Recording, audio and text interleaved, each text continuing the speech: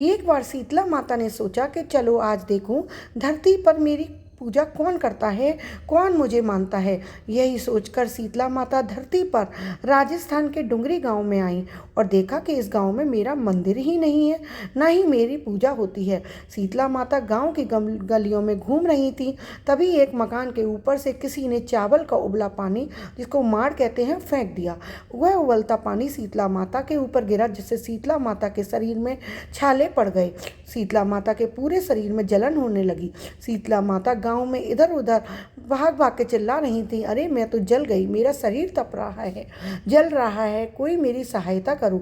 लेकिन उस गांव में किसी ने शीतला माता की सहायता नहीं की। वहीं अपने घर के बाहर एक कुम्हारन महिला बैठी थी।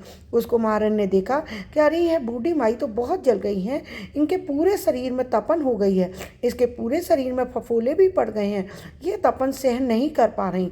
तब उस कुम्हारिन ने कहा, हे माँ, तू यहाँ आकर बैठ जा, मैं तेरे शरीर के ऊपर ठंडा पानी डालती हूँ। कुम्हारिन ने उस बूढ़ी माई पर खूब ठंडा पानी डाला और बोली, हे माँ, मेरे घर में रात की बनी हुई राबड़ी रखी हुई है और थोड़ा दही भी है, तू राबड़ी और दही खा ले।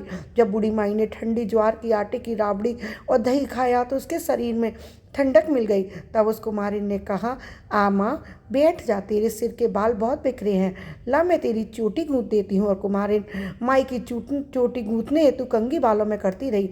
अचानक कुम्हारिन की नज़र बूढ़ी माई के सिर के पीछे पड़ी तो कुम्हारिन ने देखा कि एक आंख बालों के अंदर छुपी है। यह देखकर उस कुम्हारिन के डर के मारे जान निकल गई। वह भागने लगी घबराकर। तब उस बूढ़ी माई ने कहा, रुक जा बेटा, तू डर मत, मैं कोई भूत प्रेत नहीं हूँ, मैं शीतला देवी हूँ। मैं तो इस धरती पर देखने आई थी कि मुझे कौन मानता है और कौन मेरी पूजा करता है। इतना कहकर माता चार भुजा वाली हीरे जवाहरात के आभूषण पहने, सिर पर मोर मुकुट, स्वर्ण मुकुट धारण किए अपने असली रूप में प्रकट हो गई।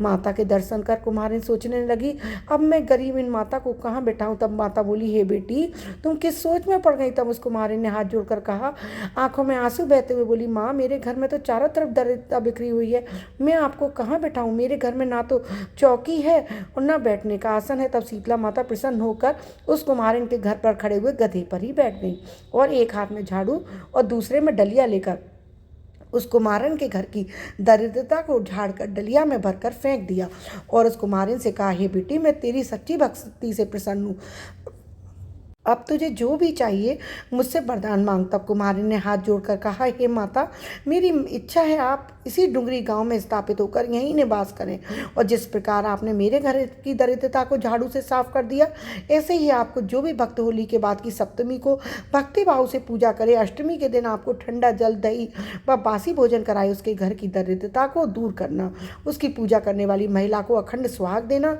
उसकी गोद हमेशा भरी रहे। साथ ही जो पुरुष शीतला अष्टमी को नाई के यहाँ बाल न कटवाए, धोबी को कपड़े न धुलने दे और पुरुष भी आपका ठंडा जल चढ़ाकर, नारियल फूल चढ़ाकर, परवास सहित ठंडा बासी भोजन करे, उसके काम धंधे व्यापार में कभी दरिद्रता नहीं आए। तब माता बोली, तथास्तु, हे बेटी, तूने तो वरदान मांगे, मैं तुझे सब देती हूँ, तुझे आशीर्वाद देती हूँ कि मेरी पूजा का मुख्य अधिकार इस धरती पर सिर्फ कुम्हार जाति का होगा। तभी उसी दिन से डुंगरी गाँव में शीतला माता स्थापित हो गई और उस गाँव का नाम हो गया सील की डुंगरी।